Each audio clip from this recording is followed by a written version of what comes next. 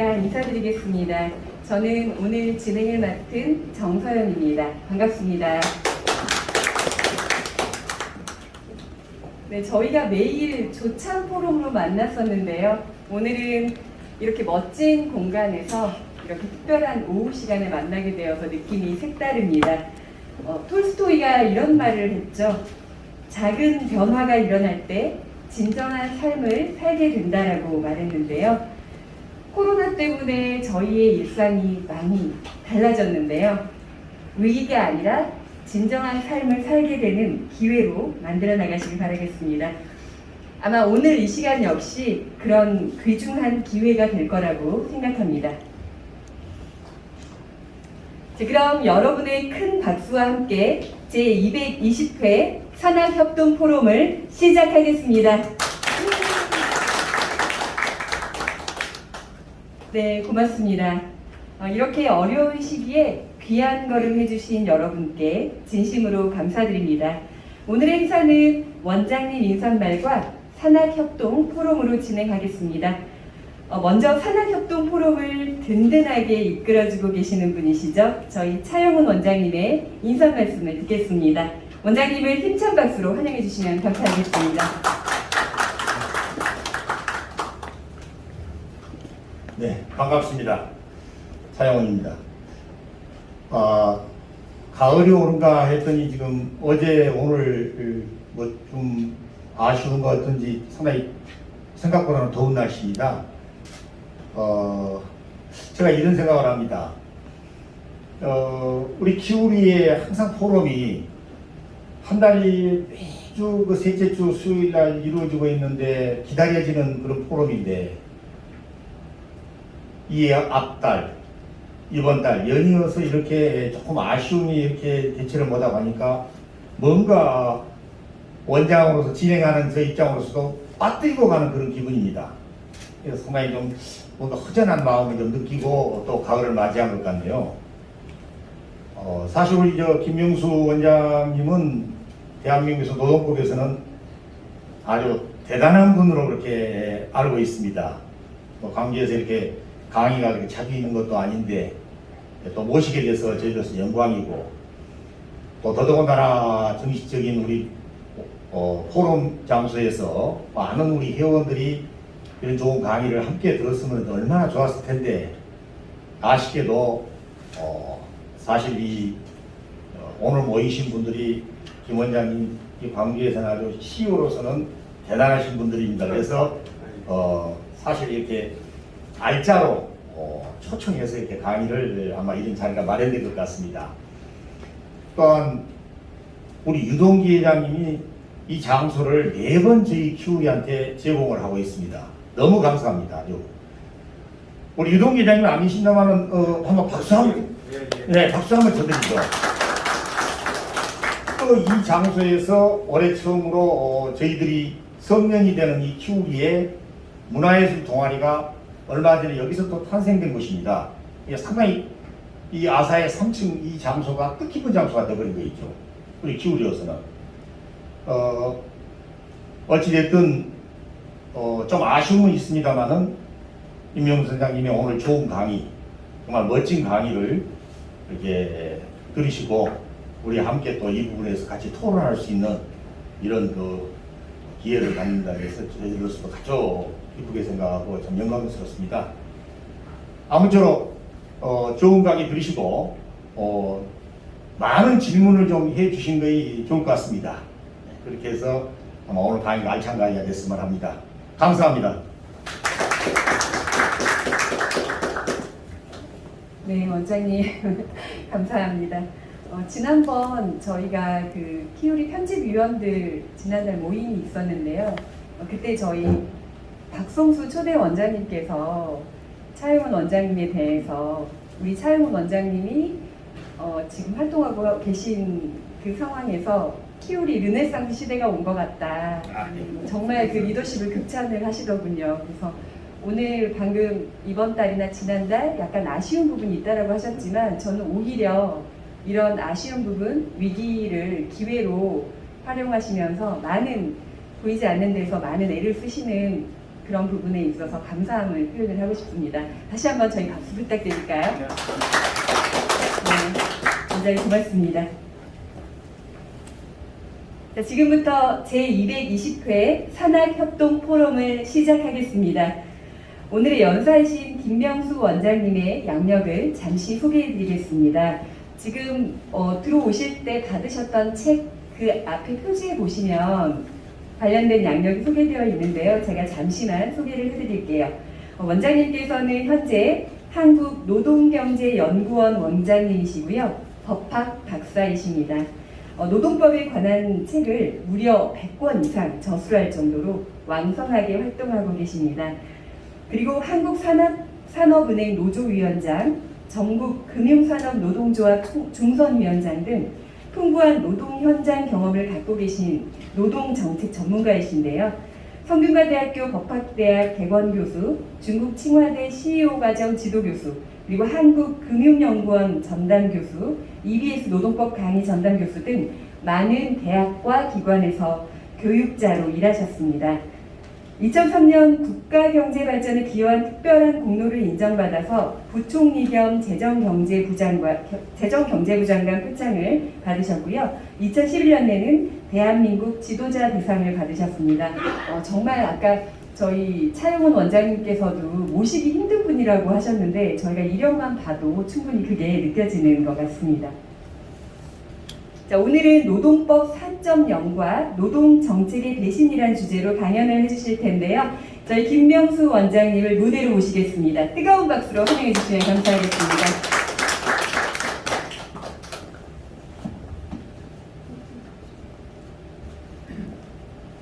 안녕하십니까. 다시 한번 인사드리겠습니다. 김명수입니다. 오늘 이렇게 귀한 자리에 마련해 주신 우리 차영원 원장님, 그리고 박성수 원장님, 그리고 우리 김보건 이사장님, 정말 뜻과 의지가 하나가 돼서 정말 멋진 강의, 평생 남을 수 있는 강의를 할 수 있음을 간절히 한번 생각을 해보겠습니다. 지금 코로나19 역병이 창궐하기 때문에 굉장히 교육도 열악한 상황이고 또 사람들이 이렇게 모이기가 쉽지 않습니다. 오늘 모이신 분들 보니까 한 30여 명 모이신 것 같은데 CEO분들, 가장 중추적인 분들, 여기 계신 분들이 사실 우리 전남 광주를 이끌어가신 분들이 아닌 우리 대한민국을 이끌어가는 분이 아닌가 그런 생각을 한번 해봅니다. 여기 일당백을 하시는 분들이죠. 그렇기 때문에 저는 강의를 하면은 수백 명, 많게는 1000명 가까이 수강생들을 두고 강의를 해야 하는데 오늘 그래서 더 뜻이 있는 것 같습니다. 일당백 하는 그런 부분 3000명을 두고 강의하는 기분으로 강의를 진행하도록 하겠습니다. 벗어도 될까요? 이게 유배되는 거 아닌지 모르겠습니다. 지혜로운 사람은 끊임없이 배우는 사람이라고 했습니다. 탈무드에 나와 있죠. 오늘은 조금 가벼운 마음으로 여러분들 좀 들어주시면 좋겠습니다. 미네르바의 부엉이는 석양이 되면 운비를 한다고 했습니다. 해결학 법철학 서문에 나왔죠. 해결의 법철학 서문에 그만큼 지혜가 있다면 세상을 폭넓게 아름답게 자기가 하고 싶은 대로 살아갈 수 있다는 것입니다. 오늘 이 시간은 노동법이죠. 노동법에 대한 새로운 세계를 한번 제대로 배우시고 또 많이 알고 계시겠지만은 기본적인 틀을 마련하는 시간이고 그리고 체계를 그리고 더불어서 현 노동 정책에 뭐가 문제고 모순인가 배신인가를 살펴보는 시간을 갖도록 하겠습니다. 1시간 30분 너무 짧죠? 한 10시간 강의를 해야 하는데 참 아쉽기도 하고 또 제 고향에서 이렇게 강의를 한다는 것이 굉장히 저로서는 영광이라고 생각합니다. 처음으로 제가 강의를 제 고향에서 하는 것 같아요. 강의는 아마 노동법 강의는 대한민국에서 제일 많이 한 것 같습니다. 지난 30여 년 동안 여러 차례 강의를 했고 또 수강생들을 많이 배출했습니다. 그런 부분들에 상당히 보람을 느끼고 있습니다. 자, 그러면 오늘 이 시간에 뭐가 중요한가, 뭐를 배울 건가, 뭐를 머릿속에 넣을 것인가, 자 진행을 하도록 하겠습니다. 자 노동법 4.0과 노동정책의 배신. 발전은 노동과 노동기본권이란 뭐냐 제대로 알아야죠, 여러분들. 선자명법에 보면은 지피지기하면 백전백패라고 그랬습니다. 백전백승은 아니고 위태롭지 아니한다는 거죠. 지금은 굉장히 어려운 시기입니다. 자영업자가 몰려가고 중소상공인들이 부도위기에 직면하고 있기 때문에 굉장히 어려운 시점에서 과연 우리가 얼마나 슬기롭게 대처해 나갈 수 있을 것인가. 위기는 기회라는 고금의 진리를 우리가 이제는 실현시할 때가 아닌가 감히 주제넘게 생각을 합니다. 그리고 근로권이가 뭔가, 근로권, 그리고 노동상권이 뭔가, 이거는 이제 노동법 체계를 만드는 것이죠. 그리고 노동정책의 배신이라는 것은 누군가는 잘못된 것을 밝혀줘야 한다. 뭐가 잘못됐는지 여러분들에게 같이 한번 간략하게 말씀드리겠습니다. 그리고 남은 시간은 이제 토론 시간, 또 질의 토론하는 시간을 갖도록 하겠습니다.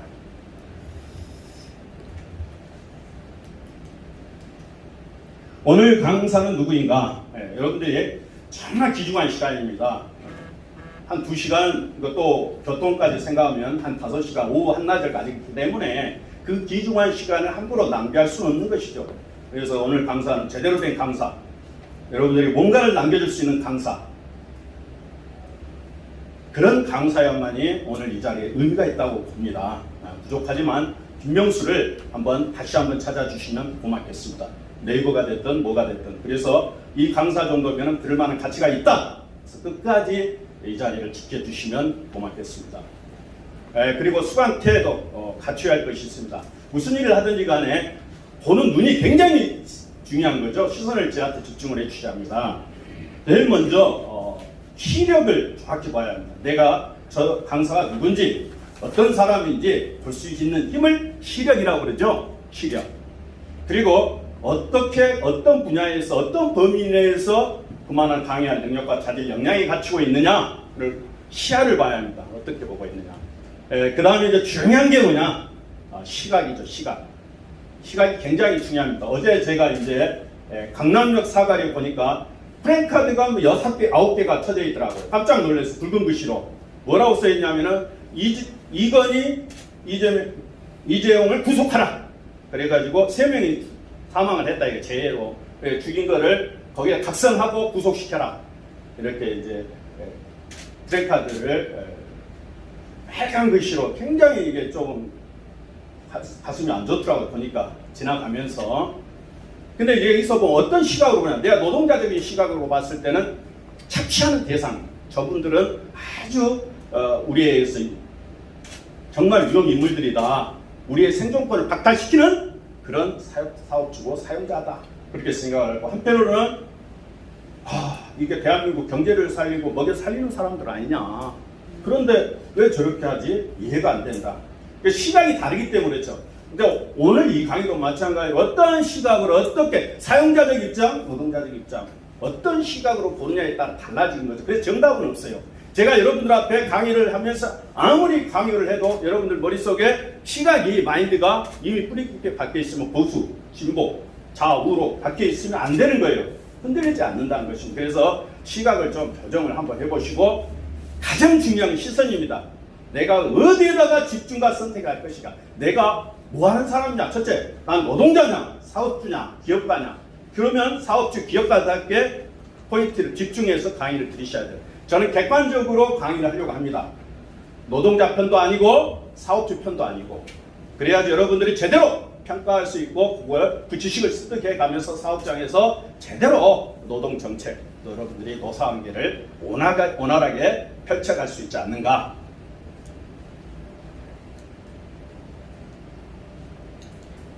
자, 노동법을 어떻게 보면은, 노동법은 제가 건방진다고 볼 수 있겠지만, 노동법을 책을 쓰면서 제가 아마 노동법은 국내에서는 가장 많이 팔렸다. 왜 많이 팔렸냐? 쉽게 썼기 때문에. 노동법을 쉽게 썼기 때문에 많은 사람들이 샀던 거죠. 구독해서 또 시험 공부도 하고 또 배우기도 하고. 그러면 노동에 대한 실체를 제대로 알아야 하지 않느냐. 자, 그러면 노동법이라는 것은 노동, 일이죠. 다른 말로 말하면은 일인데, 힘쓸 자의 움직일 동입니다. 힘써 움직인다는 거죠. 왜 힘써 움직이는 거죠? 왜? 돈 벌려고 하는 거죠. 가장 기초적인 부분입니다.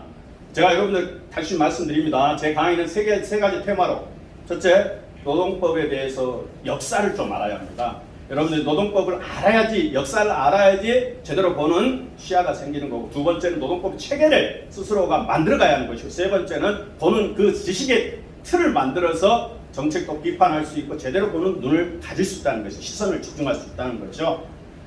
그래서 일단은 노동법에 대한 역사를 먼저 말씀드리고자 합니다. 노동이라는 것은 슬픈 역사입니다. 어떻게 보면 돈이죠. 돈. 노동은 돈. 돈 때문에 일하는 거 아닙니까? 죽기 살기 쉬고 생존을 위해서 일을 하는 거죠. 노동 이꼬르 돈입니다.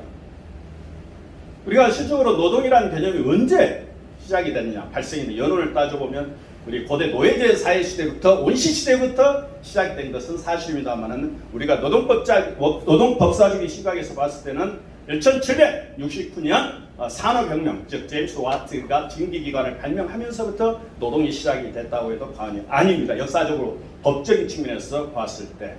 그래서 증기기관, 제1차 산업혁명이죠. 그때는 뭐였습니까? 대량 생산을 할 수 있다는 것입니다. 과거에 한 사람이 할 수 있는 기계를 사용해서, 증기기관을 사용해서 엄청난 대량 생산을 할 수 있기 때문에, 거기에서는 가장 중요한 건 뭐냐? 생산을 많이 해서 많이 팔아먹어서 수익을 창출한다는 거죠. 그래서 노동법의 시작은 많은 근로자, 초과 근로를 착취를 하는 게 최고의 수익을 냈던, 그래서 그 당시에 노동자들이 부족해서 어린아이들까지, 심지어는 4-5살 먹은 애들까지 노동자로 사용을 해서 부려먹다가 많은 산재가 발생합니다. 그래서 그 당시 영국 템지강에서는 시체가 절개할 정도로 많은 사람이 죽었다는 말도 안 되는 소리가 있었지만은, 그래서 근로시간을 1일 12시간으로 제한을 시켰던 거예요. 거기서부터 이제 노동법이 시작이 된 것입니다.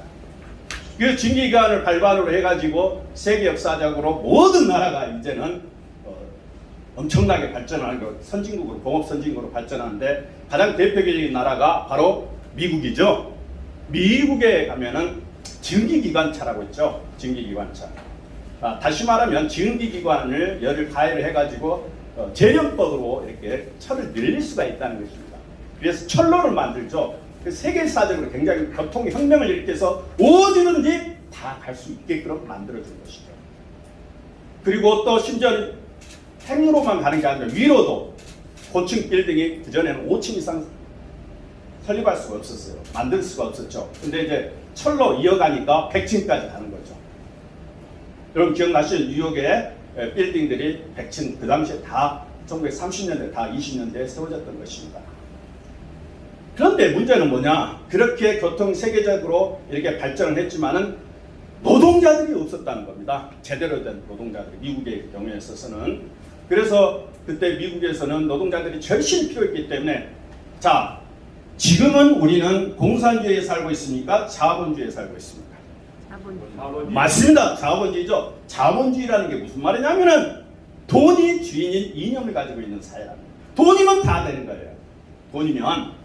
그래서 미국이 제대로 발전할 수 있게 해서는 노동자들이 굉장히 필요했던 것인데,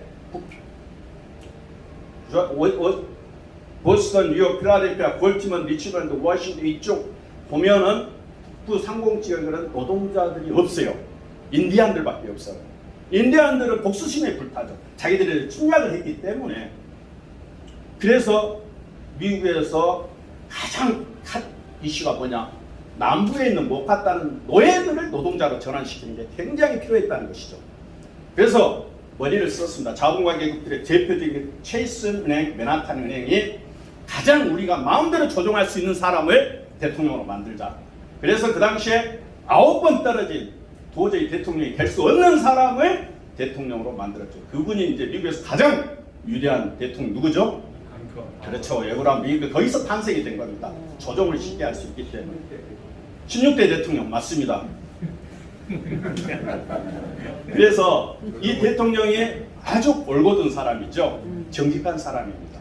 자기는 진정으로 노예를 해방시키려는 그런 의지가 강했던 사람인데, 자본가들은 그게 아니었죠. 하나의 구속물, 기계 구속물로 노예들을 노동자로 전환시키기 위한 노예 해방을 시켰던 거죠.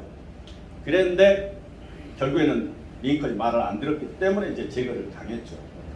링컨으로 인해 가지고 노예 해방된 노동자들이 화라산처럼 이제 발전해 나가고 노동자들의 삶이 시작이 됐던 것입니다.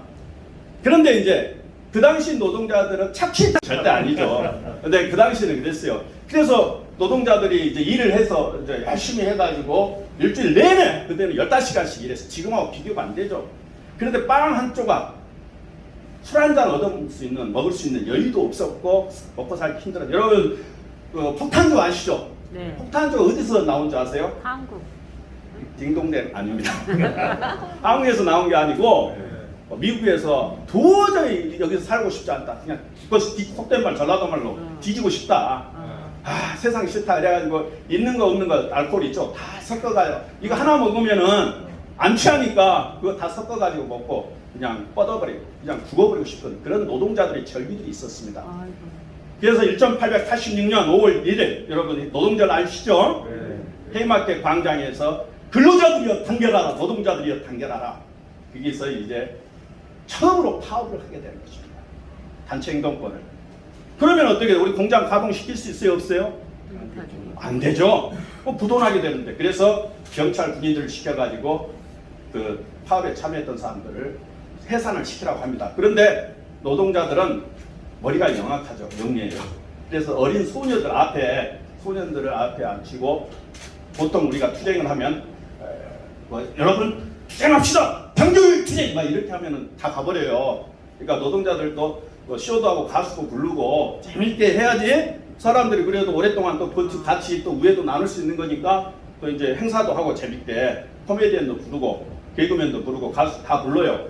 그러다 보니까 이제 앞에 어린 연소자들 그리고 뒤에는 어르신들 노동자들이 뒤에서 보는데 해산을 하라는데 해산을 안 합니다.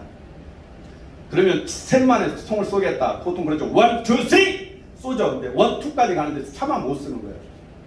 차마 못 쏴요. 그 자리에서 해이마켓 광장에서 시위를 할 때. 그런데 이제 위에서 금융자본가들이 지시를 내리죠. 너희들 그만두고 싶으면 쏘지 마라. 딱 그 얘기 듣는 순간 총으로 난사하죠. 거기서 어린 소녀들이 죽어갑니다. 노동자들이 죽어가는 게 아니에요. 그렇지 않아도 배가 아팠어요. 미국이 기하급수적으로 발전한 거.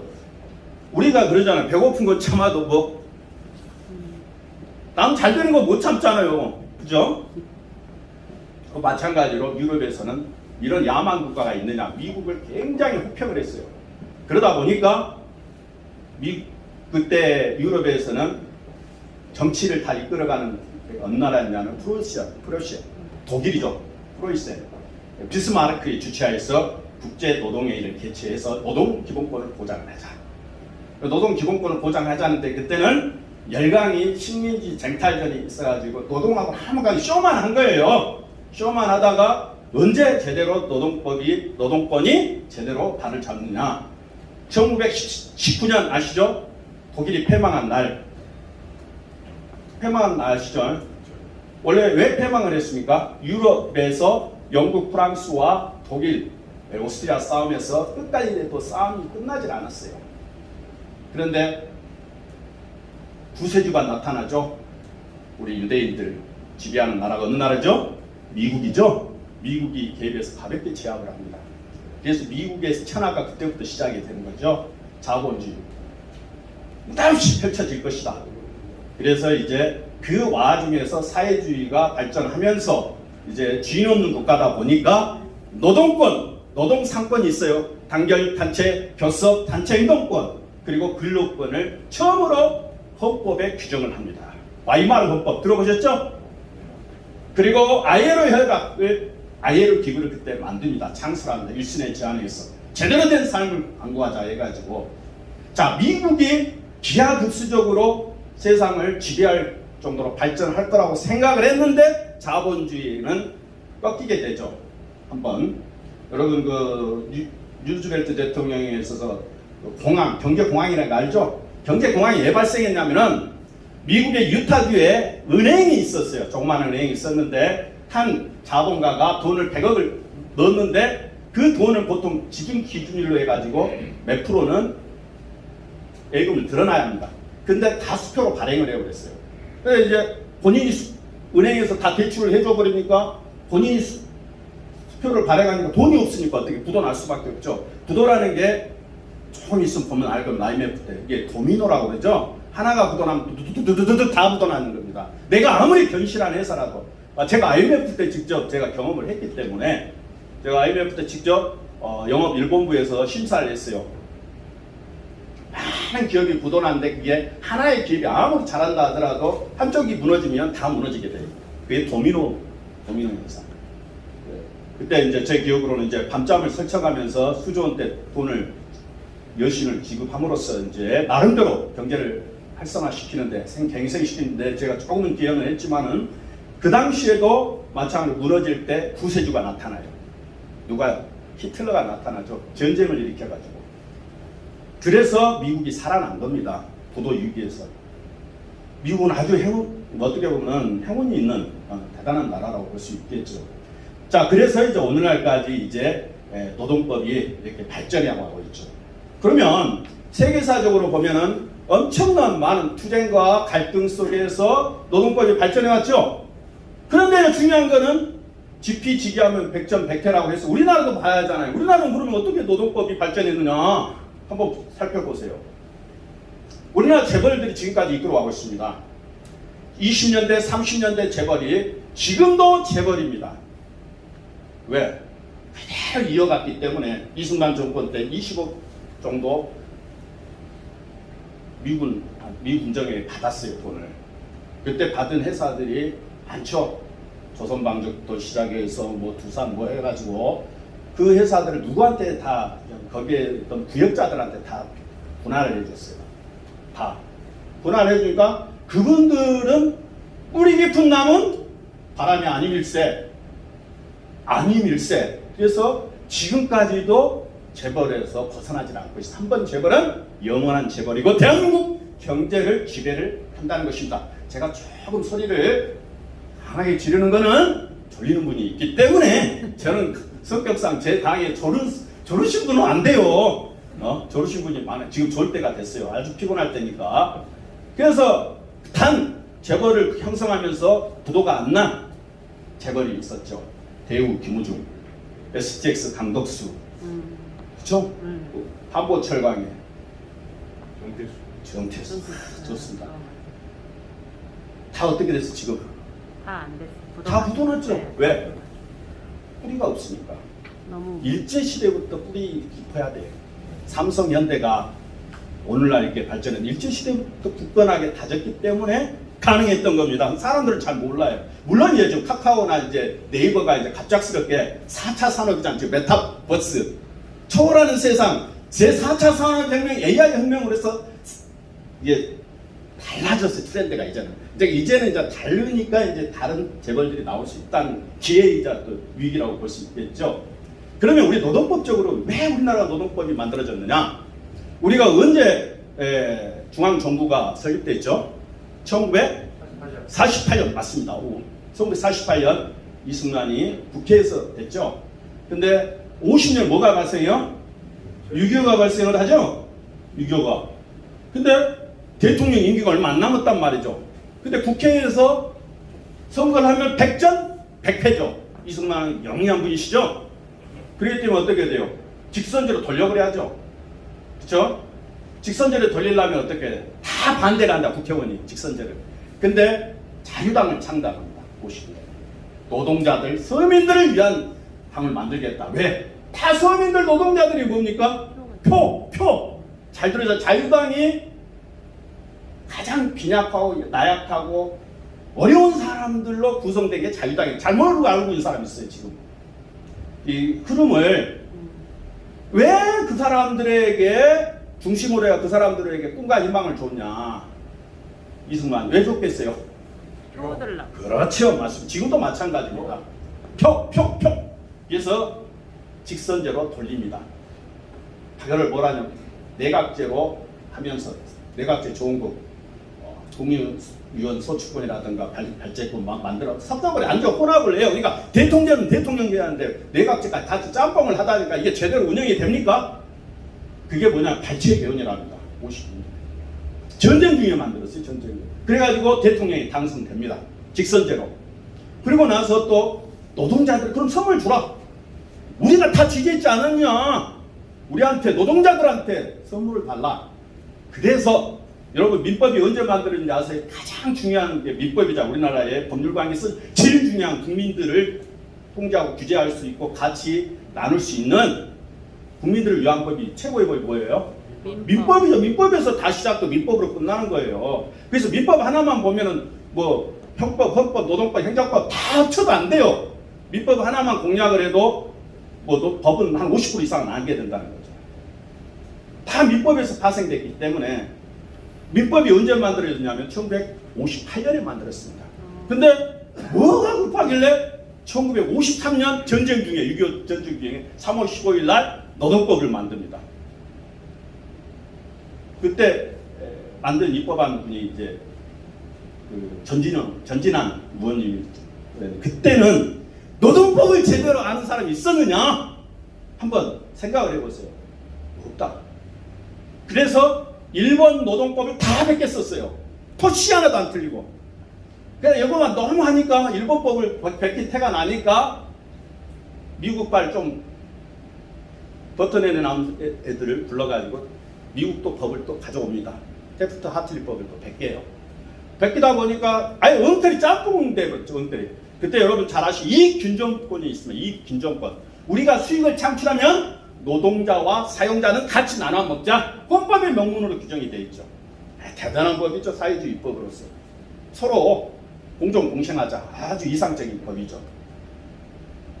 그거는 이미 이제 63년에 폐지가 됐지만은 그만큼 이제 이승만은 노동자를 사랑해서 했을까요? 표 때문에 그랬을까요? 표 때문에. 맞습니다. 그런 역사적 여운을 갖고 1970년, 80년대 산업화 시대 전태일 기억나시죠? 네. 근로기준법을 사수하라 하면서 신납부에서 정말 아름답고 거룩한 희생을 했죠. 그게 이제 노동자들의 산 진심이고 증인이고. 그런데 이제 70년대, 80년대는 노동 착취라는 세상이었어요. 잘 아시죠? 산업화 시대 때는 먹고 살기 힘들고 생존권을 위한 투쟁이 가장 우선이었다는 겁니다. 우선이었어요. 그래서 세월이 지나서 그 지배했던 사고의식이 지금까지도 지배하고 있다는 것이 문제예요. 지금은 아까 말씀드렸지만 AI 혁명, 산업혁명, 4차 산업혁명이죠. 우리 2차 전기, 3차 전고, 4차 산업혁명에서 메타버스, 초월적인 현실, 초월적인 그런 세상에 살고 있어요. 모두가 노동자들의 노동에 의해서 이루어지는 것이 아니라 AI로. 우리 예를 들면 식당에 가면 키오스크라고 하죠. 버튼 눌러가지고 주문도 하고 또 로봇가 와가지고 다 해줘요. 또 험한 일 로봇가 다 해주고 사람이 안 해요. 요새 우리 사용자 우리 기업인들 보시면은 사람들 구할 수 있어요? 없어요? 구할 수 없어요. 없죠. 왜 없어요? 힘든 일을 안 해요. 사람도 힘든 일을 안 하고 노동에 대한 파라다임이 바뀌었기 때문에 나는 내가 영리한 사람이라면은 나는 주식 투자, 부동산 투자, 가상화폐 투자하지 미쳤냐고. 그래 거기에 다 몰두하는 거예요. 지금 노동의 파라다임이 바뀌었다는 거죠. 그래서 여러분들이 한강물과 한강뷰를 두 가지를 정확히 구별해야 죠. 요새 신조어입니다. 한강물은 뭐냐면은 도저히 먹고 살기 힘들고 고통스러우니까 얘가 뒤져버리자 해가지고 항공에 빠져 죽는 사람들. 한강물로 찾는 거고. 한강뷰는 가상화폐, 부동산 떼돈 벌어가지고 아름다운 뷰가 있는 한강뷰를 보면서 자기들 만족을 하고. 지금은 빈익빈 부익부 시대입니다. 그만큼 세상이 달라졌어요. 옛날하고 많이 달라진 거죠. 자, 역사적인 부분에 있어서는 우리는 너무 모순이 많습니다. 제가 노동정책 배신에서 노무현 정권을 제가 가볍게 터치를 해볼게요. 노무현 정말 노동자 위한 대통령 아닙니까? 근데 2003년 1월에 두산 중공업 배모 씨가 투신 자살을 했어요. 왜 이랬냐면은 여러분들 파업을이라는 거 알죠? 단결만 일살 길이요 투쟁만 일살 길이다. 단결을 투쟁하면서 파업하자고 머리띠 들고 막 투쟁하잖아요. 파업을 하면은 파업이라는 그 정상적인 업무를 방해를 하죠. 근로 제공을 거부를 하는 거죠. 파업을 하다 보니까 두산 중공업이 어마어마한 손실을 입었죠. 그래서 열받아가지고 그 파업에 가담했던 조합원들 다 재산 손해배상 청구권 행사를 했어요. 가압류를 했죠. 그러니까 이게 먹고 살기도 힘든데 가압류까지 하니까 숨이 막혀가지고 결국에는 안타까운 선택을 했던 거죠. 그래서 노사 선지나 로드맵 만든 거예요. 그때부터 우리나라 노동법을 제대로 만들자 해가지고. 그때 탄생한 게 뭐예요? 비정규직법입니다. 기간제 및 단시간 근로자의 보호등에 관한 법률, 그 법을 만들어가지고 단시간 근로자, 비정규직 근로자를 어마어마하게 양성을 했다는 거죠. 그게 아이러니컬하죠. 법에서 보장을 해줘. 옛날에는 못하겠어요. 자, 우리 헌법적인 측면에서 제가 다시 돌아가겠습니다. 자, 노동법은 뭐냐? 모든 법은 근원은 뭐냐? 우리나라의 모든 법의 근원은 헌법입니다. 헌법. 그래서 모든 법률의 모법이다. 모법, 엄마. 모든 걸 안을 수 있는 헌법이죠. 헌법 조항 중에서 가장 중요한 게 뭐냐? 사람을 귀히 여겨라. 그래서 헌법 제10조 국민에 대해서 인간으로서의 존엄성과 행복 추구권을 가진다고 그랬습니다. 인간으로서의 존엄성과 행복 추구권. 아까 제가 말씀드렸던 노동이라는 것이 뭐냐? 인격이 있다는 것이, 상품이 아니라는 것이죠. 그리고 행복을 추구할 권리가 있습니다. 자, 그러면은 이거를 구체적으로 실현시킬 수 있는 노동과 노동기본권이란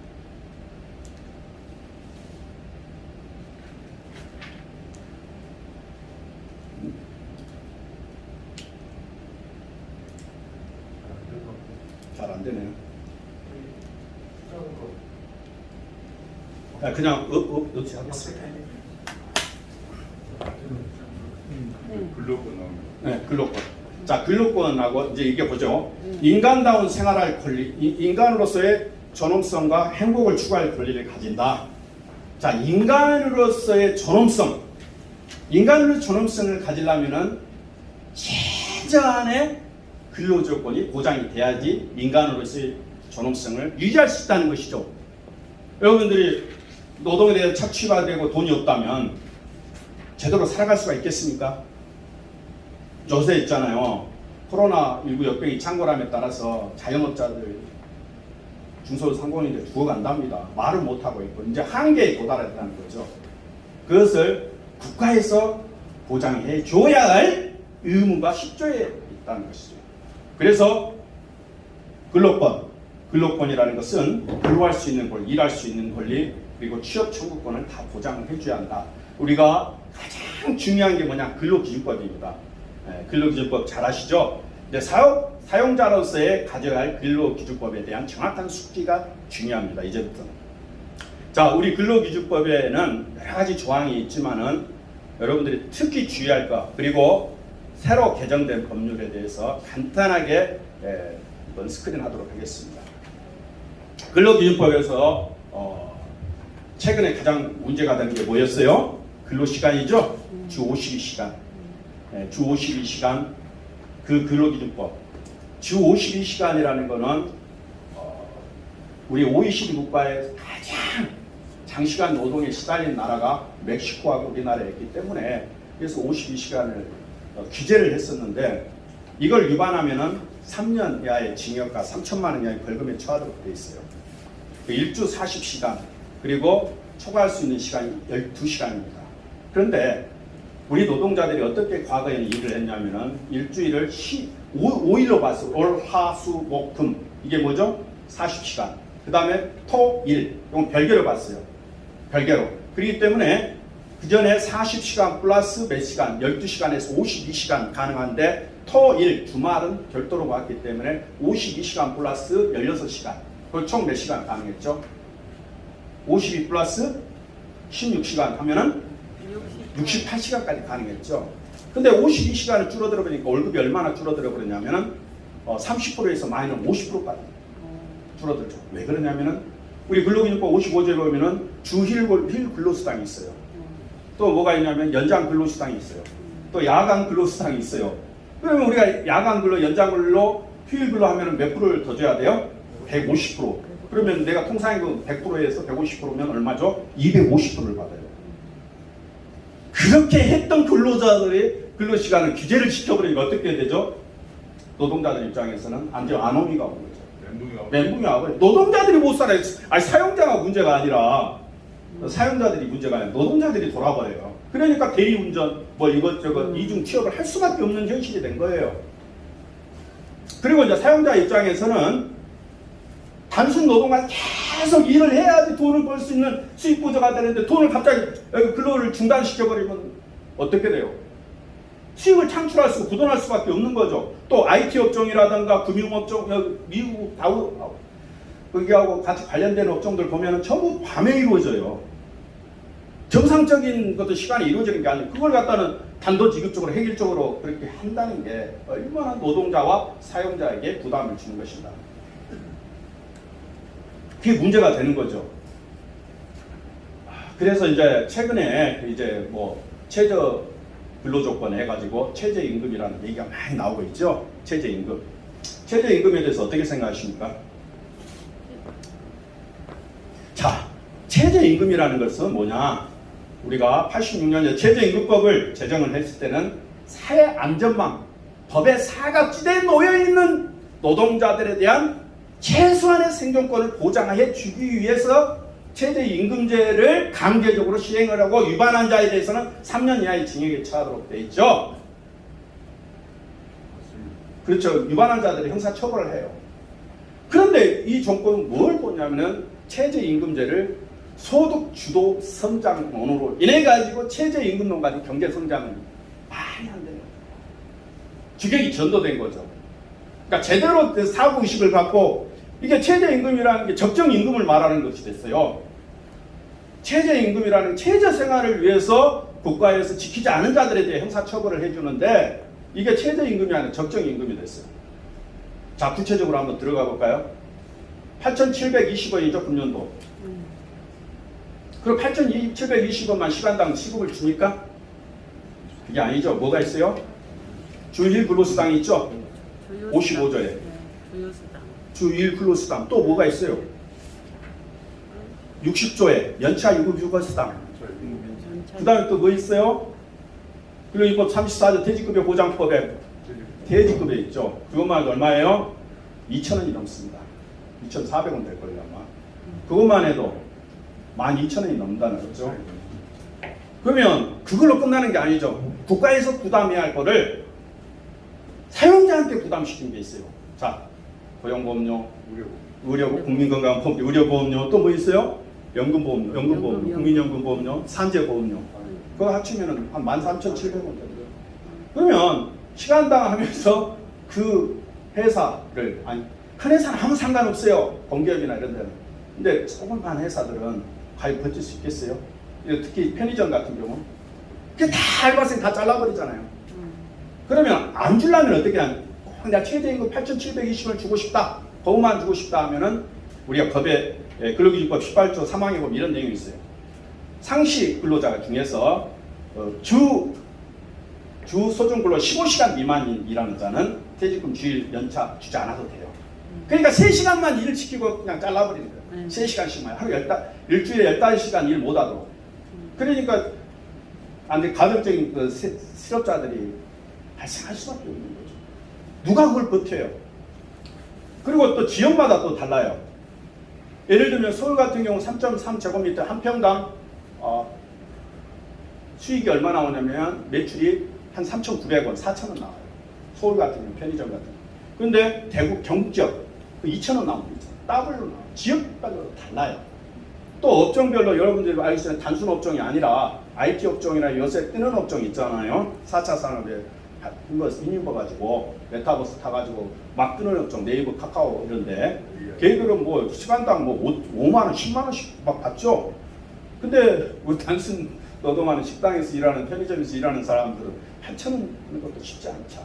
그러니까 업종별로도 차별화를 시켜야 하고 지역별로도 차별화를 시켜야 하고 대기업, 중소기업, 그거 자영업자 차별화를 시켜야 합니다. 차별화시켜 최저임금제를 시행을 해야 돼요. 그냥 획일적 일률적으로 모두 다 지켜라. 그러면 버틸 수 있는 자영업자 쉽지 않습니다. 자영업자가 몇 프로인 줄 아세요? 사업자 중에서 60%입니다. 상시 5명 미만 사업자는 60% 있습니다. 사업자 등록증 낸 사람들이 500만이 넘습니다. 다 죽는 거예요. 자기들이 돈 벌 수 있으면 아까 IT 업종이나 메타버스 타가지고 어마어마한 돈 플랫폼 만들어가지고 수조 수백억 엄청나게 벌고 있잖아요. 지금 4차 산업혁명 기조가 바뀌었기 때문에. 그래서 그 파라다임에 맞춰서 우리가 노동운동을 전개시키고 정책을 펴라는 겁니다. 그리고 이제 여러분들 이제 여태 중대재해기업처벌법 그걸 말씀드릴게요. 중대재해라는 것이 이제 업무상 부상 질병 사망을 당했는데 중대한 사고, 예전에 그 태안발전소의 김용민 씨가 그 사고 나가지고 계속 안전사고가 많이 나고 있죠. 정말 이제 열악한 환경에서 일을 하다 보니까 그런 사고가 많이 나는데, 중대재해기업처벌법의 경우에 있어서는 이제는 중대재해가 발생을 하면은 1년 이상 징역을 살게 되고 10억 이하의 벌금에 처하도록, 법인인 경우 50억 이하의 벌금에 처하도록 되어 있어요. 사고나 사망하면 죽어보면. 근데 거의 가실이 있을 경우에만 뭐 처벌받는데 무슨 상관이 있냐고 얘기를 하지만 거의 가실이 어떻게 입증합니까? 여러분들의 민법의 기본적인 3대 원칙이 있죠. 소유권 절대 원칙, 계약 자유 원칙, 과실 책임주의입니다. 지금은 과실 책임주의가 아니에요. 가서 옆에 죽어버렸는데 내가 안전 매력 의무를 위반했기 때문에 사고가 난 거다, 안전사고가 난 거다, 너 처벌받아라. 무과실 책임주의입니다. 지금은. 법의 기조가 스탠스가 바뀌었다는 거죠. 그러면 거기에 대한 기업주 입장에서는 사업을 과연 유지, 관리, 운영할 수 있느냐. 겁이 나잖아요. 그리고 구속을 시켜버리면 기업 그냥 고도나요. 왜? 자영업자, 중소상공인들은 본인들의 역량에 따라서 회사가 관리, 유지, 운영이 되는데 그게 가능합니까, 여러분들? 혼자 만약에 그만둔다면 뭐 감옥에 한 8개월간 갔다 오세요. 죄송합니다만은.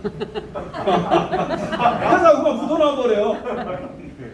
그것이 저 뒤로 가려면 저하고 그러니까 차라리 저를 보고 하셨어. 그래서 이런 이제 문제는 뭐냐면은 이거 안전사고가 안전배려의무예요. 우리가 산업안전보건법에 의하면 작업중지권이라는 게 있어요. 또 엄격하게 그걸 유지시켜 보면은 탈이 없어요. 관리, 유지, 운영하는 것이 문제, 운영상의 문제지 법의 문제가 아니에요. 그렇습니다. 그리고 산업안전보건법, 보건관리, 유지를, 중지를 목적으로 한다. 그게 무슨 법이에요?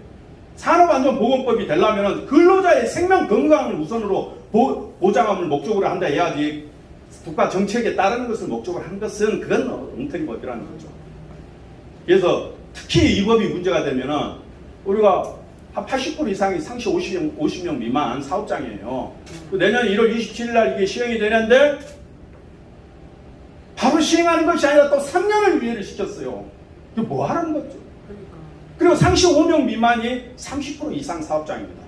아예 빼버렸어요. 그 법을 왜 만들었는지 모르겠어요. 근로자들한테도 안 좋고 사용자들한테도 안 좋고. 이게 뭐냐? 파퓰리즘에 사로잡힌 탁상 공론이죠. 일이라는 것은 전문가가 일을 해야 합니다. 노동 전문가, 금융은 금융 전문가, 사회운동은 사회운동가, 교육 전문가 이렇게 해야 하는데 전문가가 아닌 전천후 운동가들이 하기 때문에 그런 오류가 발생한 거예요. 전천 다 하잖아요. 못하는 게 없잖아. 내가 부동산도 하고 교육도 하고 아무 관련도 없는데 노동도 하고. 사이비들이 그래서 제가 지금은 전문가 시대이기 때문에 전문가한테 맡게 한다. 좀 그런 부분이 물론 이제 노력은 하고 있어요. 안 된 머리로 얼마나 벌치 싸우고 막 열심히 하겠습니까? 정말 열심히 정말. 근데 안 되는데 어떻게 머리가 이게 예? 다 그게 탁상 공론에 얘기 들어보면 우리가 일자리 창출도 마찬가지 말씀드리면 일자리로 34조 원을 뿌렸어요. 그리고 일일 보고로 전광판에 딱 우리 대통령께서 다 보고 있어요. 제대로 창출이 됩니까 지금? 일자리 창출한다고 해가지고 노인들 어떻게 해요? 젊은이들 담배 꽁쳐버리고 노인들 반농사 하다가 담배 꽃을 피우러 다녀요. 그래가지고 돈 좀 그게 일자리 창출이에요. 비정규직을 정규직시켜 하청업체 정규직으로 한다는 게 일자리 창출. 일자리 창출하면 제대로 해야죠. 왜? 퇴직한 근로자도 퇴직한 공직자들 하면 안 돼요. 여러분들 같은 직접 기업을 경영, 관리, 유지한 사람이 일자리 창출에 선두에 서야 돼. 그 사람이 일자리 창출할 수 있는 거예요. 맞지 않습니까? 박수 한번 쳐드릴게요. 제대로 하신 분. 네. 아니 그러니까 제대로 경험이 있는 전문가들이 거기에서 선봉에 서서 나서줘야 이게 제대로 취업이 근절이 되고 취업이 창출이 되는 거예요. 네, 그래서 안타깝습니다. 자 이제 조금 이제 분위기를 바꿔서 이제 아니 원장님. 네. 너무 과격하게 하지 말고 좀 템포를 좀 네. 낮추셔야 돼요. 아니, 이제부터 이제 발동 걸리면 제가 조금 이제 강사들하고 다른 강사들하고 다른 점이 이 점이 있습니다. 이제 시작입니다. 이제 시작. 이사장님 이제 시작입니다. 우리가 이제 아까 70, 80년대에는 이제 그 정말 힘든 독재 탄압 시대였죠. 그때 최저임금이 얼마였나 500원이었어요. 그걸 지키기 위해서 한 번은 이렇게 투쟁을 했었는데 구로공단에서 5,000원 그 일일 5,000원으로 인상시켜 일일 일당에. 근데 안 올려주는 거야. 4,500원 했어. 500원 더 올리려고. 이 노조위원장이 투쟁해서 단결만이 살 길이요 투쟁만이 살 길이다. 단결 투쟁 하면서 투쟁을 했어요. 근데 이제 백골부대 쫓아갔죠. 백골부대 가는 길에 뭐죠? 승리뿐이다. 아시죠? 백골부대 뭉쳐가지고 철모 다 쓰고 방패막이 하고 로마 군단들이 저렇게 칙칙칙 하는 거예요. 그래가지고 1층 가고 2층 가고 3층 가고 4층 옥상에서 딱 이제 맞부딪히는 거죠. 그러니까 이제 더 이상 이제 정할 길이 없습니다. 마지막 수단이 뭐냐? 신나 뿌려가지고 가까이 오면 불 질러버리겠다. 나한테 내 몸에 그거밖에 감당할 길이 없잖아요. 정할 길이. 불 질겠다 하면은 정경들이 뭐 백골단이 뭐라 빨리 질러라. 무슨 빨리 가야겠다. 빨리 질러라. 피곤하다. 피곤하니까 빨리 질러. 그래서 500원을 나고 그 수덩이가 돼가지고 떨어져 죽었던 아픈 역사가 있습니다. 이게 이제 노동상권의 보장이죠. 어떻게 보면은. 자, 노동상권은 단결권, 단체교섭권, 단체행동권입니다. 근로자는 근로조건의 향상을 위하여 자주적인 단결권과 단체교섭권과 단체행동권을 가진다.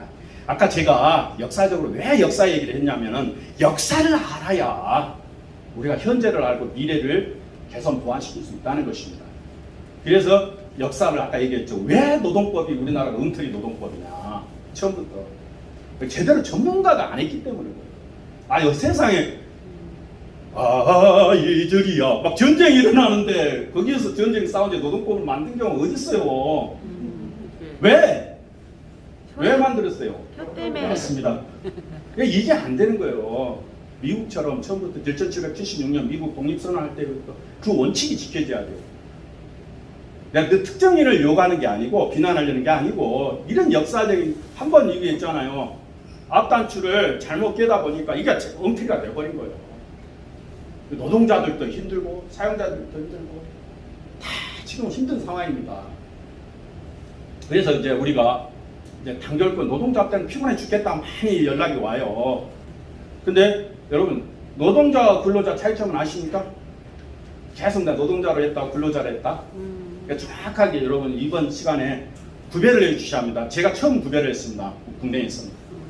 노동이라는 건 뭐냐? 노동자라는 것은 근로자라는 것은 노동자는 주체가 되는 겁니다. 자주성이죠. 자기가 일을 하는 주체가 되는 사람을 노동, 힘써 일한다. 힘쓸로자의 움직일동이죠. 힘써 일한다. 노동. 근로라는 것은 상가 근이죠. 열심히 일할 근. 시키는 대로 사용 종속관계, 관리 처분, 지휘, 명령을 받는 일을 근로라고 합니다. 그래서 사용자 입장에서는 근로자라고 얘기하죠. 근데 노동자 입장에서는 노동자라고 얘기를 하죠. 노동은 주체니까. 그러니까 사용자는 니들은 내가 시키는 대로만 따라서 해라 이놈들아. 그러니까 근로자가 되는 거죠. 근로, 노동을 정확히 구별을 해주셔야 돼요. 1번은 다 노동입니다. 노동. 다 바뀌었어요. 그래서 우리가 사용자와 근로자가 이거는 조금 거리가 먼 거지만은 지금 여러 가지 법이 바뀌었어요. 대표적인 거 예전에는 실업자를 조합원 자격을 인정하지 않았어요. 단결권이죠. 뭉쳐서 이기자는 거예요. 단결 투쟁하면서 조합을 만들어가지고 강력하게 교섭력을 갖고자 하는 거죠. 단체 교섭을 해서 협약이 체결되면 그건 뭐죠? 단체 협약이라고 그러죠. 단체 협약은 뭐와 같아요? 법률입니다. 법률. 이건 계약이 아니에요. 법률과 동일한 효력을 갖고 있기 때문에 이게 굉장히 근로자의 생존권 보장에 바로미터입니다. 왜 노동조합을 만들죠? 단체 협약을 체결하려고 하죠. 왜 출세하려고 하십니까? 돈 벌려고. 예쁜 부인 만나고. 다 각자의 목적이 있지 않습니까? 내가 뭘 시도를 할 때는 그만한 목적이 다 있습니다. 그래서 여기서 중요한 거는 우리가 노동 상권에 대한 보장 측면을 어떻게 볼 것인가. 현재 법은 이번에 다 바뀌었어요. 실업자들은 예전에는 기업별 노조로 해가지고 그 기업에 소속된 근로자들만 노동자들만 조합원 자격이 있는데 퇴직한 근로자들까지 다 조합원 자격을 주고 있습니다.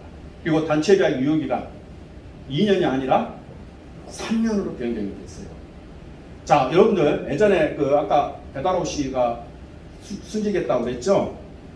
한 거 하면서 그 손해배상 청구권 그 가압류 당해가지고 그래서 노사 선진화 로드맵을 만들어가지고 엄청난 천재들 다 모아가지고 돈을 연구 용역을 주어가지고 드디어 만든 결과물이 뭐죠?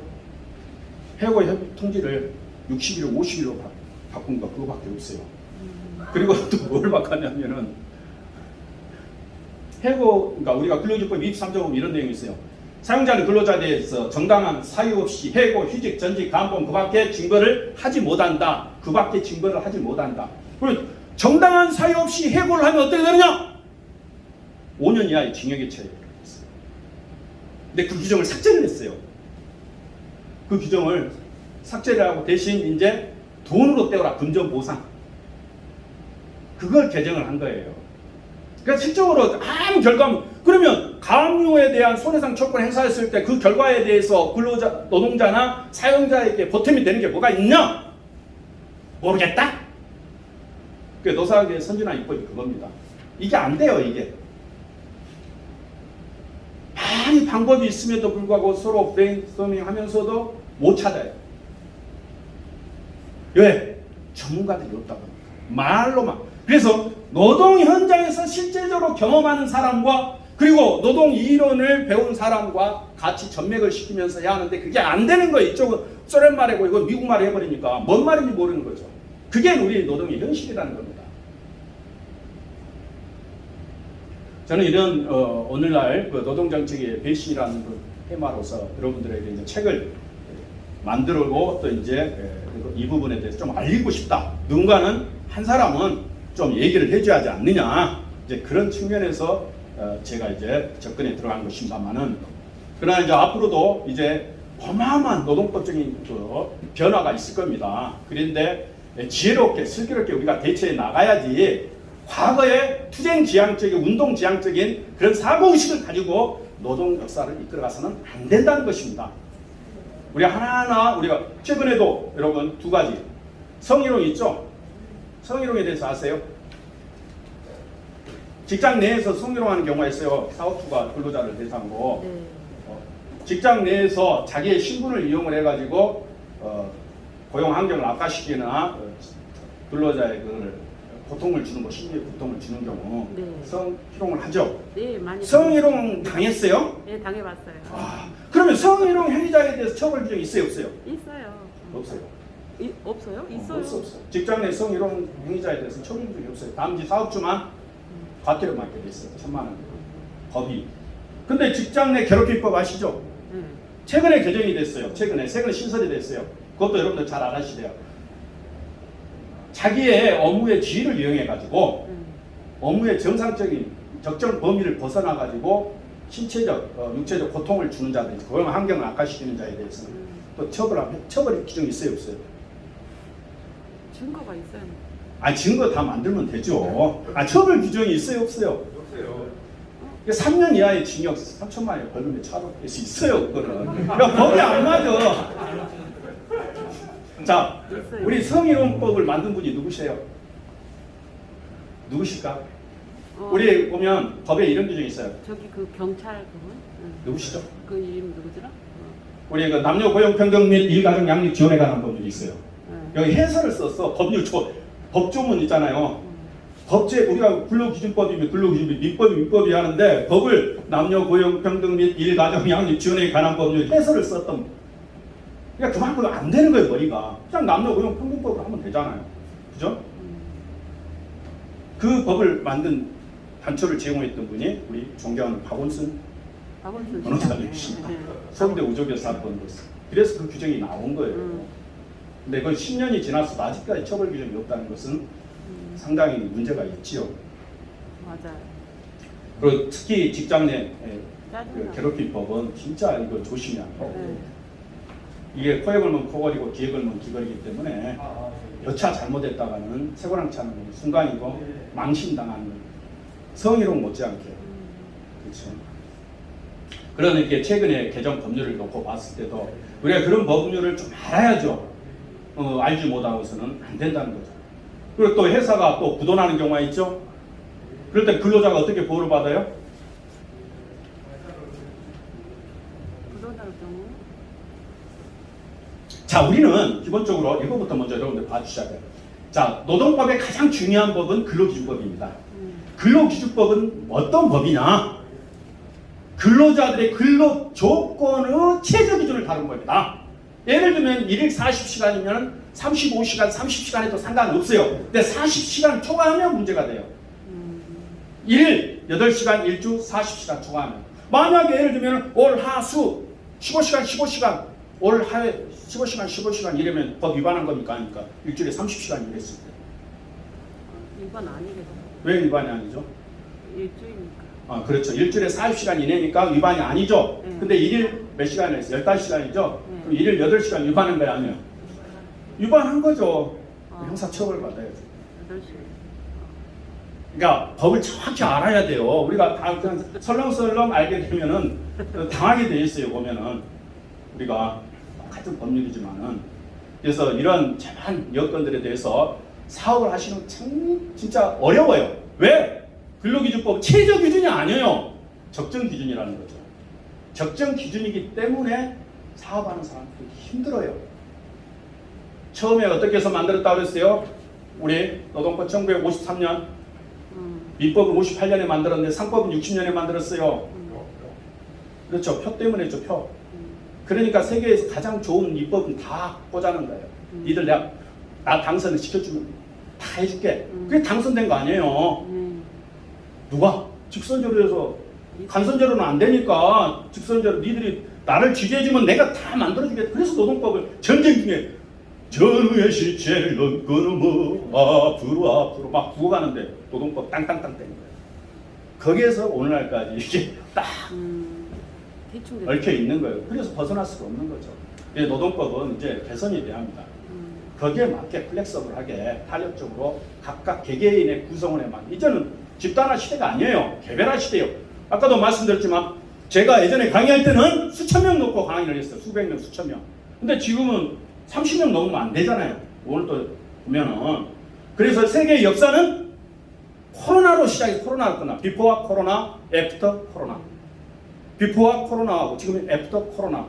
달라졌다는 거죠. 트렌드가 달랐다. 노동의 패러다임이 달라졌다. 그래서 노동운동 시절이 완전히 바뀌었다. 탈바꿈했다. 4차 산업혁명에 맞게 거기에 맞게 이제는 노동법도 변화하고 또 우리 사용자들도 거기에 맞게 제대로 대처해서 위기는 기회라는 고급의 지혜를 한번 다시 나갈 수 있고 다시 제기할 수 있고 다시 갱생할 수 있는 길을 노동법을 통해서 한번 찾아보자 하는 의미에서 여기에서 제가 한번 여러분들에게 한번 화두를 던져보겠습니다. 자, 어떤 질문이든 좋습니다.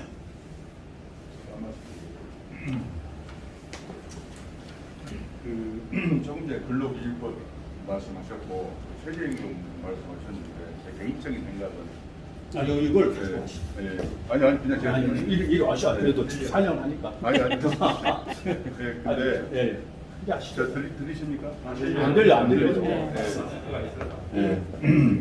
그런데 근로기준법이나 이제 최저임금 이런 여러 가지 관련된 법률들이 실제적으로 지금 현재 방금 A, B, C 하시지 않습니까? 그런 상황처럼 많이 변했고 현실적인 부분이 많이 이제 괴리가 있단 말입니다. 그런데 그걸 일률적으로 조금 전에 말씀하신 것처럼 일률적으로 최저임금을 규정을 해서 그걸 기초 생활을 수준을 좀 올리게 하겠다. 이것은 굉장히 기업 환경을 굉장히 위태롭게 만드는 것이고 지금 현재 어떤 처해 있는 여러 가지 사회적인 어떤 다변화 시대에 맞지 않는 거라고 저는 생각하는데 맞습니다. 그 부분에서 김 원장님께서 그럼 어떻게 해야 되는 것인지 예를 들자면 이렇습니다. 근로자들은 최저임금 때문에 주 52시간 때문에 지금 곡소리가 납니다. 또 사용자는 또 곡소리가 납니다. 그럼 실제적으로 근로자도 체계적인 근로 대가에 대한 정당한 보수를 받아야 되고 또 사용자도 거기에 맞게끔 경쟁력 있는 근로를 제공받아야 되는데 그렇다고 하면 그것이 정말 큰 괴리가 있는 거다 이렇게 생각을 하고 그렇다고 그러면은 최저임금이라든 근로시간은 각 업종에 맞게 탄력적으로 그 상황에 맞게끔 노사 양측의 어떤 합의에 의해서 정부는 가이드라인만 제시해야지 그렇게 해야 되는 거 아니냐. 그 다음에 최저임금은 말 그대로 법의 보호를 받지 못한 소수의 근로자들만 위하는 것이 돼야 되지 않겠냐라는 생각을 하는데 그렇다고 하면 원장님께서는 어떻게 그걸 바꾸셔야 되는 거죠? 의견을 좀 조금 전에 너무 열광을 하시면서 거기에 대한 답을 안 주셔서 답을 한번 주시면. 오늘 그래도 이제 김보건 이사님도 오늘 직접 기업을 경영하시다 보니까 애로사항이라든가 이런 법 대체하는 부분에 대해서 의문사항 또 정확하게 또 말씀을 해주셨습니다. 저도 같은 생각입니다.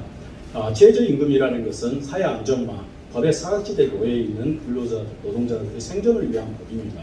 그러니까 최저 마지노선이 돼야지 그게 경제 성장을 디딤돌로 생각해서는 안 된다는 거죠. 소득으로 보면 안 된다는 거죠. 그래서 아까 모두에 말씀드렸지만은 최저임금을 세분화시켜야 한다는 것입니다. 지역별로 지역이 다를 때 우리 호남 같은 경우 서울하고 또 현격한 차이가 나잖아요.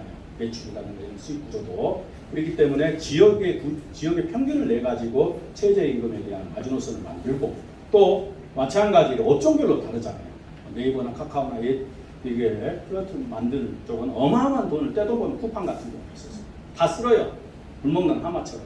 그런데 이렇게 식당이나 뭐 아까 할인 매점이라든가 이런 편의점에서 일하는 사람들은 얼마나 고통스럽고 힘들게 살고 있습니까?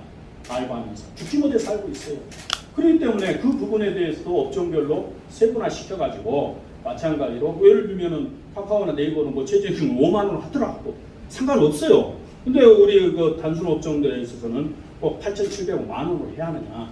그건 아니라는 거죠. 그래서 업종별로 세분화 시켜야 한다는 것입니다. 그렇죠. 근로시간도 마찬가지고 그리고 대기업, 중소기업, 자영업자들 또 달라요. 이분들도 대체 능력 감당을 지불할 능력이 달라요. 다 다르기 때문에 거기에 맞춰서 세분화시켜달라는 거고 그 다음에 두 번째 이제 달라졌죠. 근로시간도 마찬가지로 획일적으로 주 52시간을 할 게 아니라 근로시간 저축 계좌제 그래서 많이 하면 그걸 저축을 하듯이 계좌에 나중에 그 부분을 또 쓸 수 있는 거고 돈으로 받을 수 있는 것이고 또 업무상 변형 근로제가 예전에 59세 근로시간 휴일 변경을 인정을 해줬어요. 근로시간 휴게시간 변경을 그래서 물품 판매업이나 금융보험이나 의료업이나 조각업이나 소각업이나 이용업이라든가 이런 업종들에 대해서 23가지에 대해서는 그 업종별 변형 근로시간제에 대해서 52시간 초과 근로로 가능하게끔 해줬어요. 근데 그거를 운송업종으로 5개로 딱 줄여버린 거야. 없어 이제 업종별 변형 근로시간제가 없는 거야 이제는.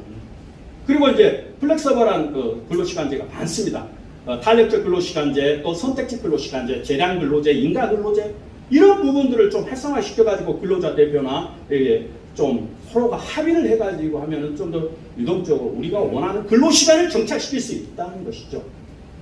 그래서 전문가들끼리 머리를 쓰면 안 될 일이 없습니다. 안 하니까 문제고 의욕만 앞서지 머리에 든 게 없으니까 실질적으로 실무 경험이 없습니다. 이런 어떤 공허함 속에서 예치는 그런 어떤 파퓰리즘의 전형으로서 볼 수 있는 그런 부분들이 많이 삽입이 되다 보니까 물론 노력은 열심히 하고 있죠. 현 정부는 안 되는 것도 열심히 하고 있다는 점은 인정을 합니다만은 아직까지는 그런 부분을 개선 보완해야 하지 않느냐 그런 생각입니다. 네, 이리 오셔서 네, 아니 나오셔가지고 지금 여기 마이크를 잡으셔야 됩니다. TV에 나오는 TV에 지금 촬영하고 나오십시오. 나오시가지고 불편해. 네, 김 원장님 말씀 잘 들었고요. 많이 배웠습니다. 근데 김 원장님께서는 여러 강조한 것 중에 하나가 참 이 국회의 기능이나 정책에 대해서 굉장히 비전문가들이 하는 그런 사물이라는 것을 굉장히 와닿게 말씀을 하시더라고요. 근데 제가 알고 있는 상식으로는 국회는 입법기관입니다. 법을 만드는 기관이고 국회의원은 9명의 어떤 보좌관들과 또 전문위원, 해당 분야의 굉장히 전문가들로 구성된 이런 전문위원들이 참여를 해서 법을 만들고 있습니다. 제 생각하기에는 전문가가 부족해서 제대로 된 이것을 답을 못 먹는 것이 아니라 이 갈등, 서로 간의 갈등을 해소하는 과정에서 서로 만족하지 못하는 그런 그 어떤 결과물이 나오는 것이지. 마침 강의 듣다 보면 죄송합니다. 우리 김 원장님만 전문가고 김 원장님 같으신 분만 하셔야 결과가 나온 것 같다. 제가 좀 그렇게 들리더라고요. 왜 그런 얘기를 하냐면 사실 국회에서 만든 많은 법들이 잘못된 것들도 있고 부족한 것도 그 인정을 합니다만 그 사람들의 어떤 좋은 의미로 해서지만 비전문가여서 그런 것이 아니라 어떤 이해관계, 상충되기 때문에 그러지 않느냐 하는 생각이 들어서 이에 대해서 견해를 듣고 싶습니다. 그래서 이제 다 전문가예요. 속칭 이론 전문가고 박사고 교수님이고 다 그 이상 되는 실력을 갖고 있고 그러신데 자기 정책을 뒷받침할 수 있는 실무랑 실질적인 어떤 그런 그 조정 능력이랑 현장 감각이랑 이런 게 조금 부족하다는 거고, 그리고 아까도 말씀드렸지만은 노사국의 선진화 입법 배달옷이 사망하고 나서 몇 년 동안 머리 싸고 그 천재들이 노동법 천재라고 합니다. 해가지고 만든 게 아까 뭐였어요? 해고 통지 기간 50일. 60일 그거 고치는 거 말고 뭐 있습니까? 그거 뭐 하나 있는지 모르겠어요. 지금 입법 기관에 대해서 내가 부정적으로 생각하는 거 아닙니다. 정말 열심히 하고 있고 국민들을 위해서 최선을 다하고 있다는 건 인지하고 있고 저도 그게 동감합니다만은 실질적으로 국민들에게 혜택을 줄 수 있고 감동을 줄 수 있고 생존권을 보장할 수 있는 그런 입법을 만들 수 있음에도 불구하고 못 만드니까, 그런 조정 능력이 없으니까 그거 다 할 수 있어요. 누구나 다 가면은. 그러나 의욕만 앞선다고 되는 것이 아닙니다. 그래서 제가 아까 일자리 창출에서도 퇴직 공무원을 앞세워가지고 정치가들을 앞세울 게 아니라 여러분들 같이 경영을 실적으로 하는 사람들이 나서서 직접 해야지 제대로 된 일자리 창출이 된다는 것도 그것 하나의 사례가 될 수 있겠습니다. 그래서 내가 거기 보면 전문가들 많아요. 뭐 박사, 할아버지 정말 대단한 분들 많죠. 근데 결과물이 없는데 실적으로 그것이 혜택을 주고 국민들에게 감동을 주는데 안 주잖아요. 지금 억제 걸고 힘들고 고통스럽고 이 세상을 정말 떠나고 싶다는 그런 청년들의 절규를 한번 여러분 들어보시면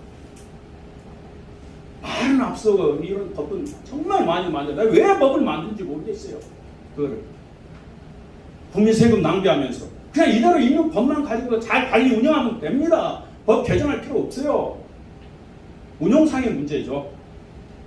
아무튼 그 좋은 의견, 고견 감사합니다. 또 질문 있습니까?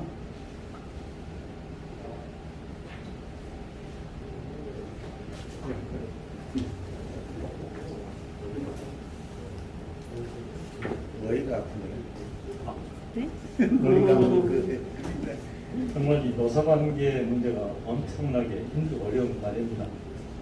그래서 어떤 아무리 좋은 해법을 찾는다 여러 가지 갈등 문제 속에서 이해관계 상충 속에서 이렇게 문제를 풀게 되는데, 지금 우리 한국 노동운동의 역사를 쭉 이렇게 반추해 보면은 일정 부분 우리 오늘 김 원장님 말씀에 공감을 합니다. 그렇지만은 이 산업화 과정에서 겪었던 과정들, 특히 우리 김 원장님은 바로 현장에 또 노동운동 하셨던 분이어서 저는 사실 어느 누구보다 또 그런 점에서 제가 오늘 좀 기대를 하고 왔었던 게 사실이에요. 우리 배 같은 교수들은 현재 탁상에서 노동법을 받고 노사관계를 이해했던 측면이 있는데, 저는 이제 오늘 이러한 그 생각들이 지금 뭐 대학의 개원 교수 하셨고 하셨지만 좀 우리 노동법 학회라든가 노사관계 학회라든가 이런 쪽에 좀 학회 활동을 앞으로 좀 꾸준하게 하셔서 그런 교수들과 또 노동법을 연구하는 사람들과의 공감대, 어떤 해법을 찾는 그런 게 이렇게 같이 가면은 우리 김 원장님의 논리가 훨씬 더 스마트해지고 설득력이 되지 않는가. 근데 지금은 마치 이게 이제 우리 김 원장님의 얘기들이 아직은 좀 제 솔직한 신경으로는 그런 부분이 보완이 된다면 좋은데 좀 정제되지 않았다 할까. 그래서 그런 열정이나 애정이나 이런 게 충분히 공감합니다. 우리 김 원장님이. 그래서 앞으로 저런 페이스로 앞으로 계속 연구하시고 또 말씀해 주시고 이럴 때 그런 쪽에 추 활동이 이루어지면 좋겠다는 조언을 좀 감사합니다. 말씀드립니다. 우리 박성수 위원장님 뜨거운 박수로 감사합니다.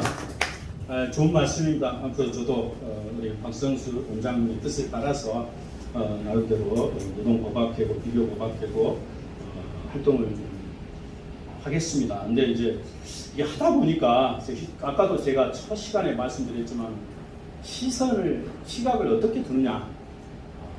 시각이 다르거든요, 사실 시각이 다르기 때문에 소외된 의견이 될 수가 있다는 것이죠. 그냥. 근데 그게 현실이고 현장감이 있는 얘기임에도 불구하고 그냥 뒤덮어지는 그런 현상을 제가 한두 번 경험을 하다 보니 그대로 나가질 않습니다. 앞으로는 좀 더 조화롭고 조정된 역할로서 조금 성숙된 입장에서 제가 접근을 하도록 하겠습니다. 좋은 의견 감사합니다. 수고하셨습니다.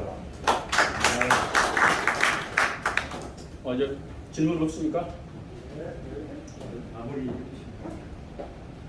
아무튼 여러 가지 어려운 여건이고 코로나 창궐해서 정말 위기지만은 위기가 기회라는 복음의 진리가 있듯이 조금 알아야 또 연장을 하고 세상에 가장 지혜로운 사람이 끊임없이 배우는 사람이다. 그래서 오늘 정말 귀한 시간 마다하지 않고 이렇게 끝까지 수강을 해주셔서 진심으로 감사드리고 앞으로에 계신 여러분들의 우만 발전과 건승을 기원하면서 제 강의를 마무리하겠습니다. 감사합니다.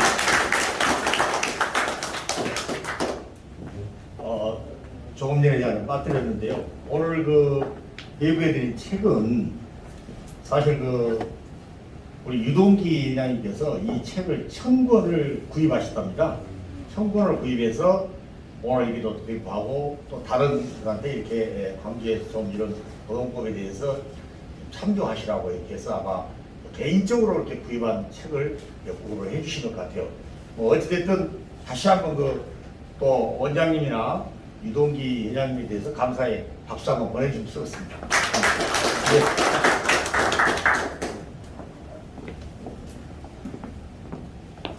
네, 오늘 너무 열정적인 강의를 해주셨죠? 네, 저는 산학협동 저희가 포럼인데 아마 그 취지에 가장 부합한 그런 적임자를 오늘 선택하지 않으셨나라는 생각이 듭니다. 아무쪼록 산업체와 산업 현장과 또 우리 학계 이런 것들을 연결할 수 있는 가교의 역할, 브릿지 역할을 할 수 있는 아마 오늘 포럼이 그런 계기가 되지 않을까. 우리 김명수 원장님께서 앞으로 더욱더 가지고 있는 열정과 에너지 그리고 애정을 좀 더 효율적으로 효과적으로 공유할 수 있는 그런 계기가 될 거라는 생각이 듭니다. 오늘 열정적인 강의, 열강이라고 표현을 하는데요. 열강을 해주신 김명수 원장님 다시 한번 큰 박수로 감사의 박수 부탁드리겠습니다. 네, 다음 포럼을 안내해 드릴 텐데요. 10월 포럼은 10월 22일.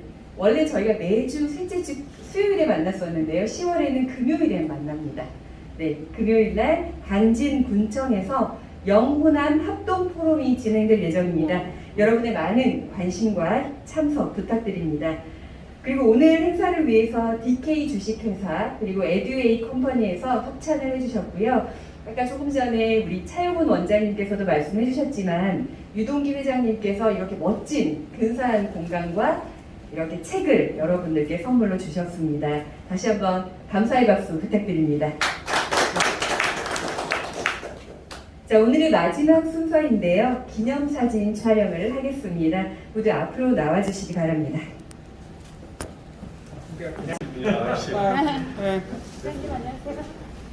자, 이쪽으로 좀 들어오세요, 같이. 기리 씨 이쪽으로 들어와. 이쪽. 자, 다 나와야 됩니다. 네, 다 나옵니다. 네, 저를 봐주세요. 하나, 둘. 하나, 둘. 다시 한 번만요. 앞에 네. 좀 벌리지 마십시오. 이쪽 거리. 하나, 둘. 하나, 둘. 다시 한 번만요. 예, 감사합니다.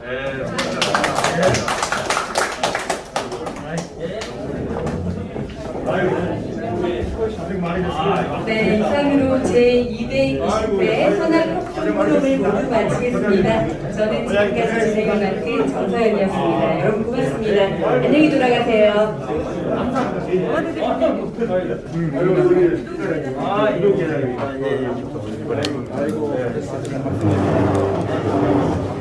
많이 들어가지고.